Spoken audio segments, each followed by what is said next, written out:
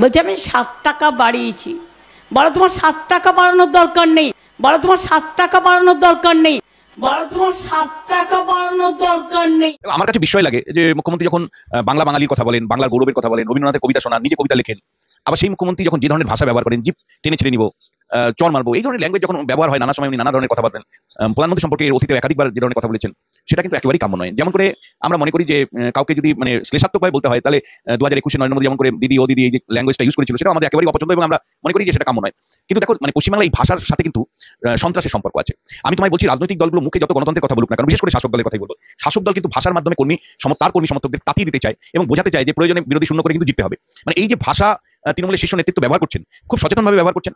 এই ভাষার অ্যাগ্রেশনের মধ্যে দিয়ে কর্মী সমর্থকদেরকে তাতিয়ে দেওয়ার চেষ্টা করছেন এবং বিরোধী শূন্য করে আর 5টা পঞ্চায়েত নির্বাচনে যেমন জিতেছো, পুরসভা যেমন জিতেছো, এবারও ভাই তোমাদের সেই রাজধর্ম পালন করতে হবে। ভাষা কিন্তু মনে রাখবে হঠাৎ করে বলে ফেললো এমন একেবারেই না, সচেতনভাবে ভাষা সন্ত্রাস পশ্চিমবাংলার রাজনীতিতে করা হয়, নেতারা করেন এবং করেন কর্মী সমর্থকদের তাতিয়ে দেওয়ার জন্য। এবং এর সাথে নির্বাচনী হিংসার সম্পর্ক আছে। পোস্ট ইলেকশন ভায়োলেন্সের সময় তোমার মনে থাকতে পারে 21-এ শিক্ষিত মানুষ এমন গুরুত্বপূর্ণ মন্ত্রী তিনি দমদমে দাঁড়িয়ে বলছে, মানে একজন উকিল বিজেপির সাথে যুক্ত ছিলেন, তিনি কলকাতা হাইকোর্টের সাহায্য নিয়ে অর্থাৎ আইনি সাহায্য নিয়ে বাড়িতে ফিরেছিলেন ভোট সন্ত্রাসের পরে।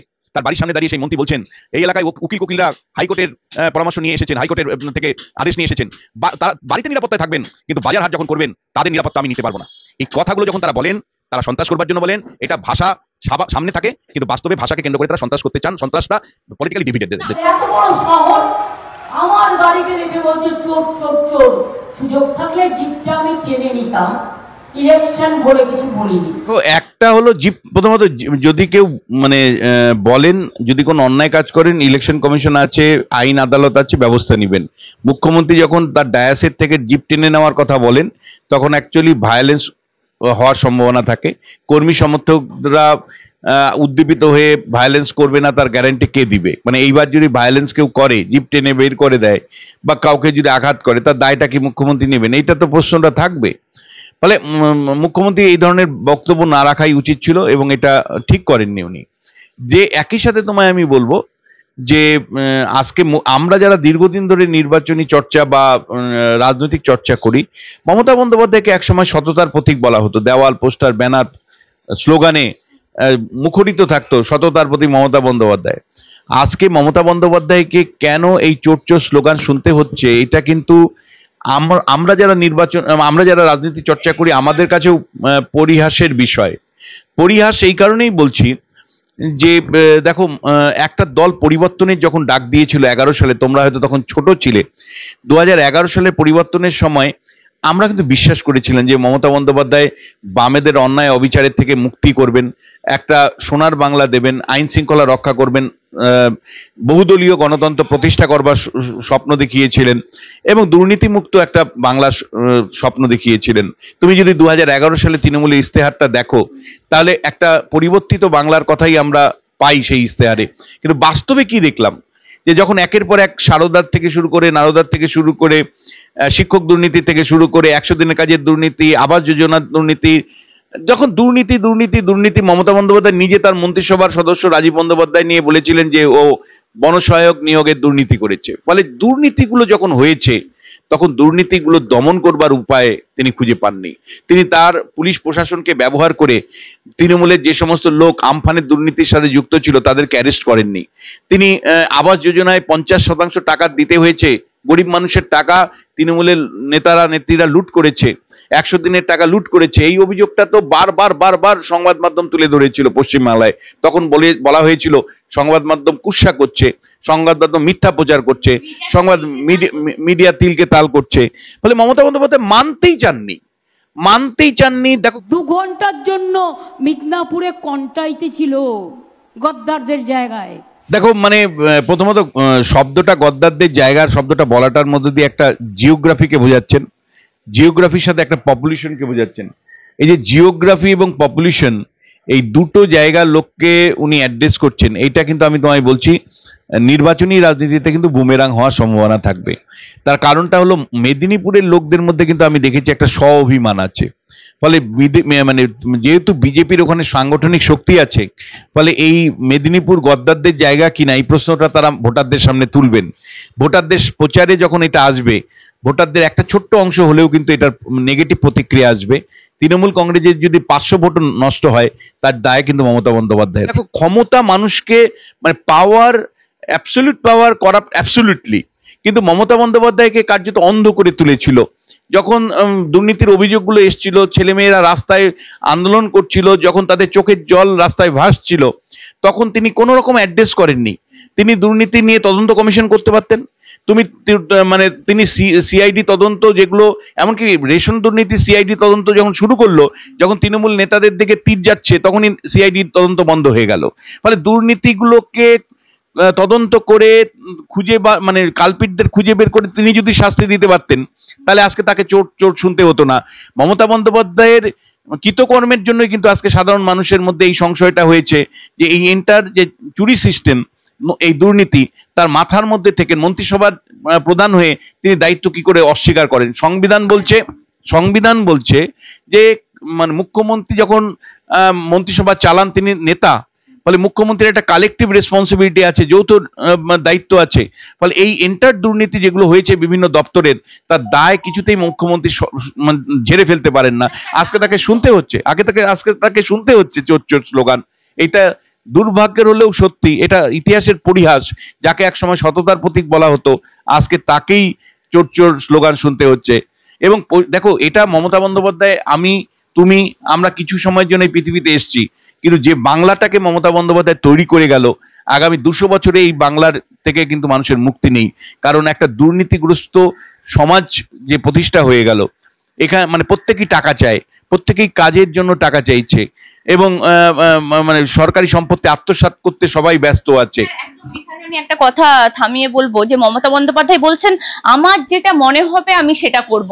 সন্দেশখালিতে আমাকে যেতে বলছে মানেই যে আমাকে চলে যেতে হবে, বা মিডিয়া বলছে মানেই যে আমাকে চলে যেতে হবে, তার কোনো মানে নেই। আমার যদি মনে হয় ওই কাজটা আমাকে করা উচিত, আমি তাহলেই করবো। দেখো, এই কথাটাই মমতা বন্দ্যোপাধ্যায় মনে পড়ে না। কারণ মণিপুর নিয়ে যখন তিনি প্রধানমন্ত্রীকে খোঁচা দেন, মণিপুরের ঘটনার পরে মমতা বন্দ্যোপাধ্যায় বলেন যে প্রধানমন্ত্রী কেন মণিপুরে যাচ্ছেন না। মমতা বন্দ্যোপাধ্যায় দল বলে যে কেন মণিপুরে প্রধানমন্ত্রী যাচ্ছেন না। মানে আপনি নিজের ক্ষেত্রে আপনি সন্দেশখালী নির্যাতিতদের পাশে দাঁড়াবেন না, আবার আপনি পরামর্শ দেবেন প্রধানমন্ত্রী নরেন্দ্র মোদী কেন মণিপুরে যাচ্ছে না। এটা দ্বিচারিতা নয়, এটা স্ববিরোধিতা নয়। যে পুরো মুসলিম সম্প্রদায়ের মানুষরা ওনার পাশে আছে, উনি জানেন যে যত খারাপ রেজাল্টই হোক না কেন 1/3 মুসলিম সম্প্রদায়ের মানুষের সমর্থন যেহেতু আমার সাথে আছে, ফলে আমি যা ইচ্ছা তাই করতে পারি।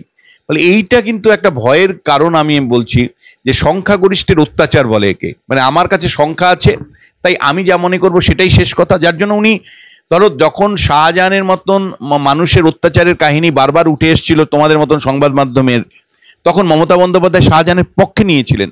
একেবারে আইনসভায় দাঁড়িয়ে তিনি বলেছিলেন শাহজাহান কি করেছে, ইডি সিবিআই শাহজাহানের পেছনে লেগেছে কেন। এই প্রশ্নগুলো তো মমতা বন্দ্যোপাধ্যায় বলেছেন। কোথা থেকে এই সাহস উনি পেলেন? মমতা বন্দ্যোপাধ্যায় বলার সাহস পেলেন এই কারণেই যে আমার পেছনে সংখ্যালঘু মুসলিম সম্প্রদায় আছে, বিজেপির জুজু দেখিয়ে এই মুসলিম সমাজের ভোট যেহেতু আমার সাথে আছে, আমার সংখ্যাগরিষ্ঠতার প্রমাণ করতে কোনো অসুবিধে হবে না।